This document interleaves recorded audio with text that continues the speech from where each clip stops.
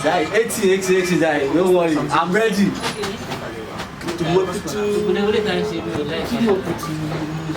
Super.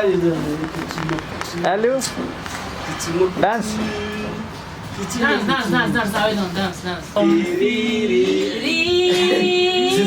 is not our language. It's not very difficult.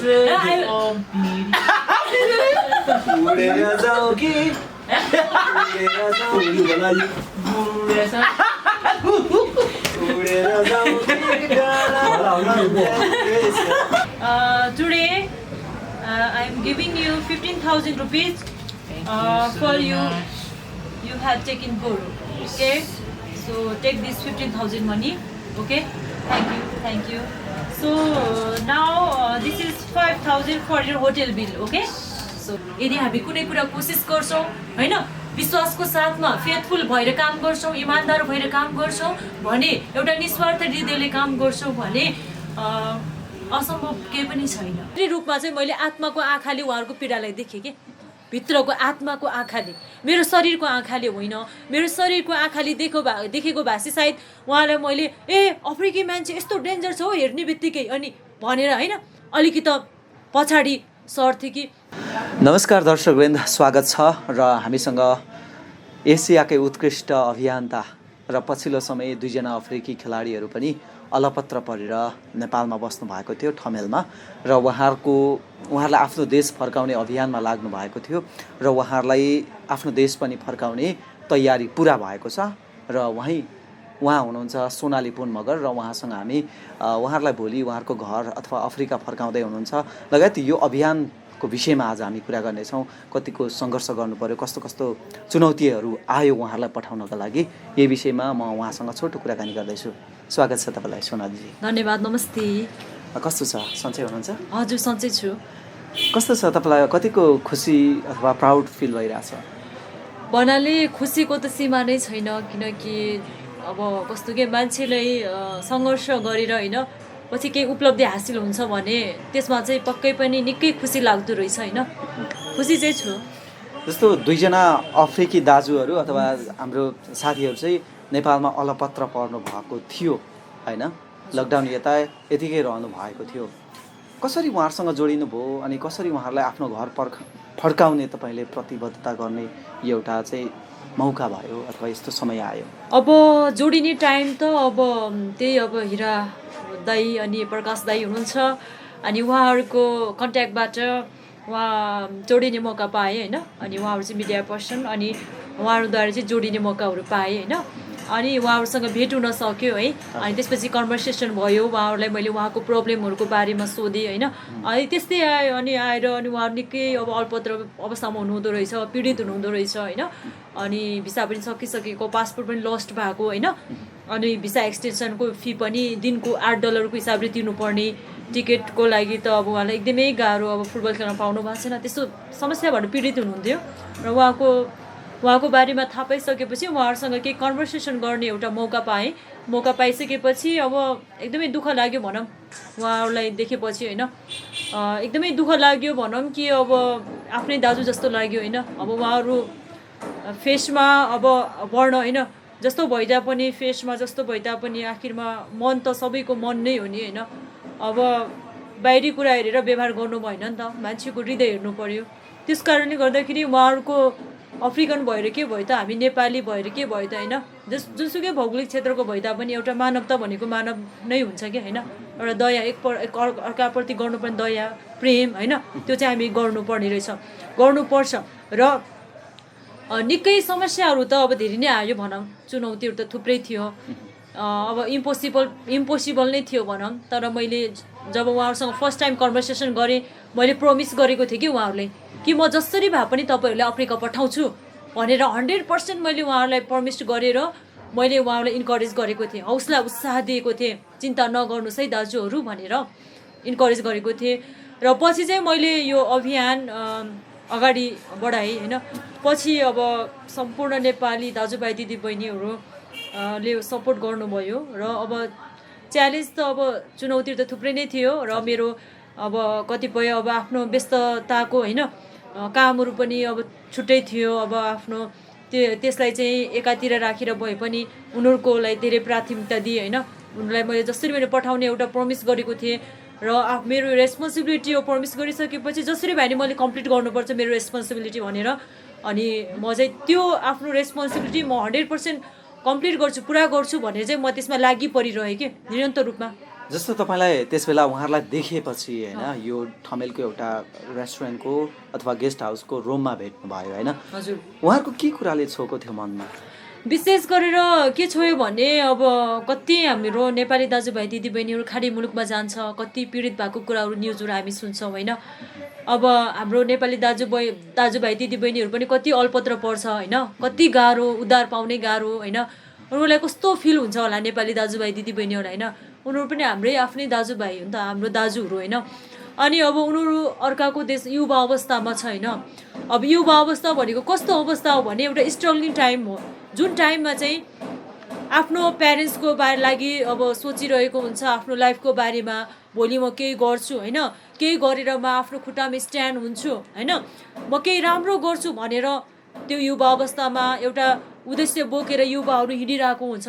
त्यस्तो अवस्थामा उत्ताप चढाव आउँछ, दुःखको पहाडहरू आइपर्छ, समस्याहरू आउँछ, बाधाहरू आउँछ, च्यालेन्जहरू आउँछ। त्यो अवस्थामा आउँदाखेरि युवाहरू टुट्छ के, भित्रबाट टुट्छ। आफ्नो जीवनमा आएको चुनौतीहरूले गर्दाखेरि ब्रोकेन एकदमै टुट्न जान्छ।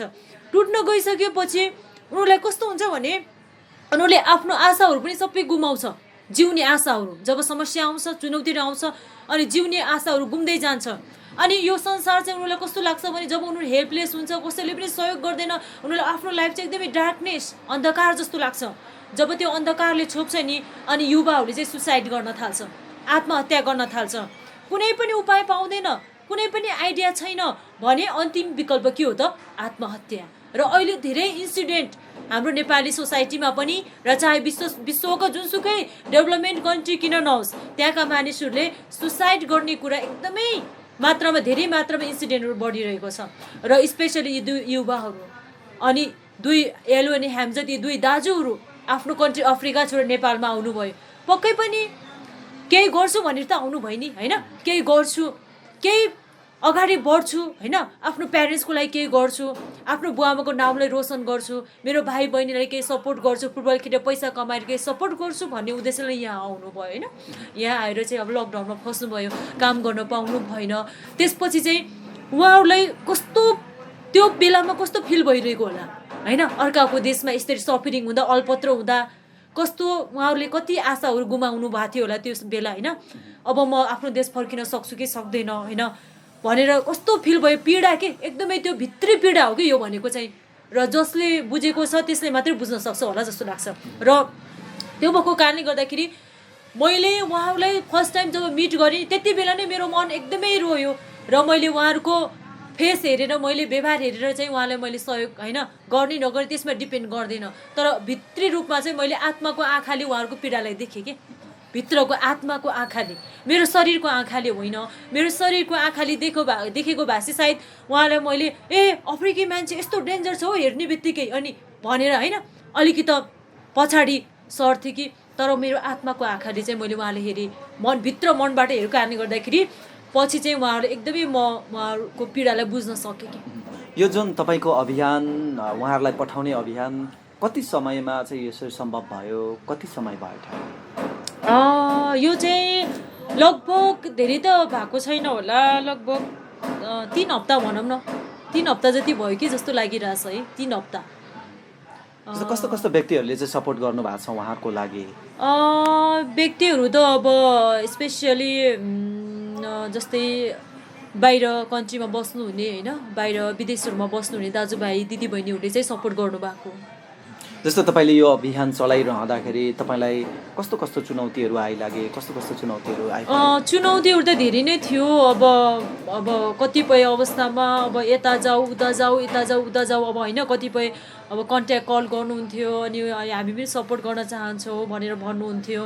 अनि त्यसपछि उहाँहरूलाई पुरा अनि एसएमएस होइन एसएमएसमा त्यो सेन्ड गर्ने उसलाई त्यस्तो इत्यादि थुप्रै च्यालेन्ज थियो भनौँ होइन। अनि त्यो सँगसँगै अब आफ्नो स्टडीहरू पनि थियो होइन, अब इक्जामहरू चलिरहेको होइन। अनि इक्जाम अब सेकेन्ड सेमेस्टरको मास्टर अफ आर्ट्स इन एन्थ्रोपोलोजीबाट त्रिभुवन युनिभर्सिटीमा इक्जाम चलिरहेको बेलामा अब उनीहरूको लागि धेरै कुछ गरिरहेको थिएँ होइन। अब त्यो पनि एउटा च्यालेन्ज नै भनौँ न त, यता गरौँ कि उता गरौँ भन्ने जस्तो कुराहरू थियो, गाह्रो थियो। अनि त्यसको बावजुद पनि अब निरन्तर लागि परि होइन। अनि चुनौती त अब थुप्रै थियो भनौँ, किनकि टिकटको लागि पैसा होइन, टिकटको लागि मात्रै अब 2 लाख जम्मा 7 लाख मात्रै जुटेको होइन। अब जम्मा जुटेको त्योभन्दा बढी नै टिकटको लागि लाग्ने भयो है। अनि त्यो सँगसँगै अब फेरि एक्सटेन्सन भिसाको लागि पनि 2,75,000 लाग्ने भयो है। त्यो सबै गरेर त कति मतलब टोटली चाहिँ कति लाग्यो? टोटल गरेर त 4,90,000 जति लाग्यो होला यो सहयोग टोटली सबै गरेर। अरूबाटै आएको 4-5 लाख लाग्यो होला सायद त्यति। यो सहयोग चाहिँ कसरी टोटली अरूबाटै दाताहरूबाटै जुटेको हो? 4-5 लाख भन्दा अझै बेसी, अझ मैले काउन्ट गर्यो भने 5 लाख भन्दा बेसी नै भेटेको छ खर्च कि उनीहरूको खर्च त्यस्तो छ है। र यो चाहिँ 2,07,000 जुन कलेक्टेड भयो मनी, त्यो चाहिँ देश विदेशमा रहनुभएका दाजुभाइ दिदीबहिनीहरूले कसैले 2,000 कसैले 4,000 कसैले 6,000 कसैले 5,000 त्योबाट चाहिँ कलेक्सन भयो है। र अरू 1 लाख चाहिँ 3 स्टार क्लबले चाहिँ उनीहरूलाई दिएको रहेछ। 1,50,000 चाहिँ एकजना अङ्कल हुनुहुन्छ सुभाष भन्ने, उहाँले सपोर्ट गर्नुभयो उहाँको छोराछोरीको बर्थडेको बेलामा है। उहाँले पनि सहयोगै हो कि अथवा फिर्ता हुने गरी के कस्तो हो? उहाँले सहयोग गर्नुभयो, आफ्नो पर्सनल उसबाट सहयोग गर्नुभयो है। अनि त्यसपछि एकजना दाजु हुनुहुन्छ युबिसीबाट, उहाँले चाहिँ एक्स्ट्रा टिकटको फेरि लाग्ने भयो। पहिला क्यान्सल गरेको टिकट फेरि पर पर्सन 11,000ले लाग्ने भयो, त्यो 22,000। अनि फेरि एक्सटेन्सन भिसाको लागि नपुगेको पैसाहरू फेरि उताबाट दाइले फेरि सपोर्ट गर्नुहुन्छ उहाँले। अब उहाँहरू भोलि फिर्दै हुनुहुन्छ होइन? के छ, कति बजे जाँदै हुनुहुन्छ के कसो? भोलि बिहान नेपाल टाइम बिहान 11 बजे, ठिक 11 बजे उहाँहरूको फ्लाइट छ फ्रम त्रिभुवन इन्टरनेसनल एयरपोर्टबाट। अनि कसरी जानुहुन्छ उहाँहरू? हजुर कसरी जाँदै हुनुहुन्छ? जस्तो डाइरेक्ट त हुँदैन होला होइन? उहाँहरू चाहिँ त्रिभुवन इन्टरनेसनल एयरपोर्टबाट दोहा जानुहुन्छ, कतार एयरवेज एयरलाइनबाट जाँदै हुनुहुन्छ, कतार एयरलाइनबाट। अनि काठमाडौँको त्रिभुवन इन्टरनेसनल एयरपोर्टबाट उहाँहरू दोहा जानुहुन्छ। दोहाबाट उहाँ चाहिँ अफ्रिकाको लोगोस भन्ने होइन सिटी, त्यहाँ चाहिँ मुरितला इन्टरनेसनल एयरपोर्ट भन्ने छ, त्यहाँ चाहिँ जानुहुन्छ उहाँहरू। र उहाँहरूको केही टाइम चाहिँ दोहामा वेट गर्नुपर्छ ट्रान्जिट होइन। त्यसपछि चाहिँ उहाँहरू आफ्नो कन्ट्री पुग्नुहुन्छ। उहाँहरूलाई अस्ति सुरुमा देख्दा र अहिलेमा कति फरक पाउनुभयो? धेरै फरक पाइरहेको छु। अब फर्स्ट टाइम आउने बेला कन्भर्सेसन गर्ने बेलामा यति दुखित हुनुहुन्थ्यो, रोइरहनु भएको थियो। त्यति बेलासम्म मैले एक्सपेन्स उहाँलाई दिएर गएको थिएँ होइन। र त्यति बेला अब एकदमै स्याड हुनुहुन्थ्यो, निराशामा हुनुहुन्थ्यो होइन। त्यति बेला उहाँलाई एउटा इन्करेज गर्ने, हौसला उत्साह दिने अवसर पाएँ। र उहाँहरूको लागि एकदमै म चिन्तित नै थिएँ भनौँ, किनकि कसरी उहाँलाई पठाउने, के गर्ने, रात दिन चाहिँ उहाँहरूको लागि मैले सोचिरहन्थेँ कसरी होला, कुन तरिकाबाट होला भनेर रात दिन म चाहिँ लागि परेँ उहाँहरूको लागि है। र एकदमै उहाँहरूको लागि मैले धेरै सोचेँ कि। अनि त्यसपछि पहिला चाहिँ उहाँहरू एकदमै स्याड हुनुहुन्थ्यो, दुखित हुनुहुन्थ्यो। र अहिले आज सक्सेस भयो, यति खुसी हुनुहुन्छ, त्यसको उहाँहरूको खुसीको सायद सीमा नै छैन, मेरो खुसीको पनि सीमा नै छैन भन। अन्त्यमा सम्पूर्ण जति पनि सहयोग गर्नुहुने महानुभावहरूलाई तपाईँ के भन्नुहुन्छ?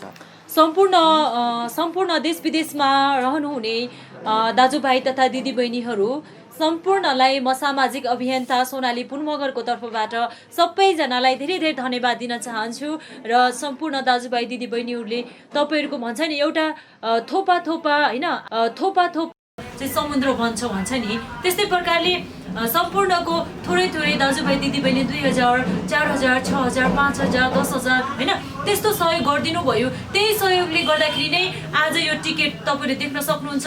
यो टिकट चाहिँ हामीले यो लिन सकेका छौँ है, टिकट पाउन सक्यो। र असम्भव भन्ने कुरा केही पनि छैन संसारमा।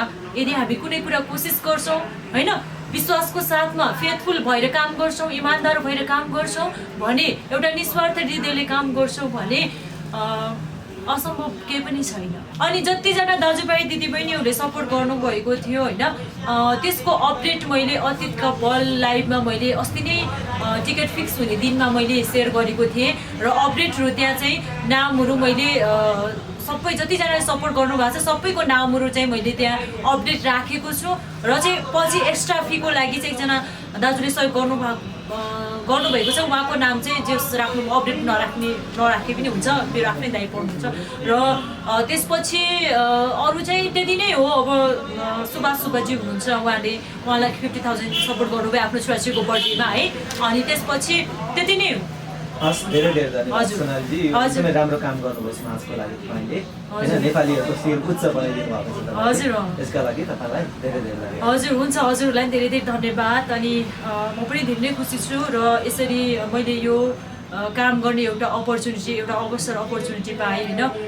निकै नै मलाई लाग्छ हाम्रो यसरी चाहिँ उनीहरूले आफ्नो देश गएर होइन अब केही सेयर गर्ने छ नि त नेपालको मान्छेहरू, एकदमै उनीहरूले अघि नै भनिसकेको छ, नेपालको मान्छेहरूबाट उनीहरूले एउटा दया भन्ने कुरा के हो भन्ने कुरा चाहिँ सिक्नु भएको छ उहाँले। एउटा काइन्डनेस होइन, दया चाहिँ हामीले एकअर्काप्रति गर्नुपर्छ, प्रेम एकअर्कालाई हामीले देखाउनुपर्छ, एकअर्कालाई हामीले दुःखको टाइममा सहयोग गर्नुपर्छ भन्ने कुरा चाहिँ उहाँले नेपालीबाट सिक्नुभयो अरे र यो नै हाम्रो लागि ठुलो कुरा हो होइन, यो गर्वको कुरा हो। त्यस कारणले गर्दाखेरि म पनि धेरै खुसी छु। हुन्छ, धन्यवाद, नमस्ते। फोटोमा त यहीँदेखि लिनु पर्यो।